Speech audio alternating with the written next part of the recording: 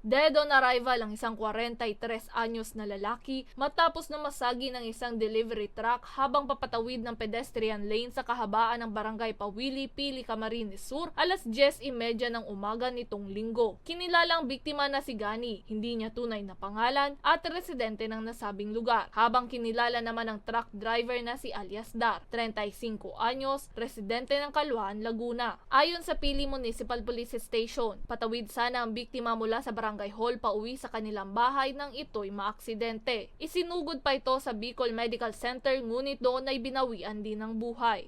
Sabi nung driver is binusinahan niya na yung biktima pero hindi daw yata narinig. Yun ang sabi niya. Medyo mahina daw siguro yung pandinig ng biktima. Hindi na nagsampa pa ng reklamo ang naiwang pamilya matapos na akuin ng may-ari ng truck ang bayarin sa ospital at pagpapalibing sa biktima. Nagbigay ng pera para for settlement. Tapos nag-execute sila ng compromise agreement. Ibig sabihin, parang case closed na yung nila. Wala silang habol sa bawat isa kasi settle na. Muling nagpaalala ang mga otoridad sa mga motorista na maging alerto at magdahan-dahan sa pagmamaneho lalo na kung malapit na sa pedestrian lane. Para sa mga balitang Tatak Bicol, May Insinares.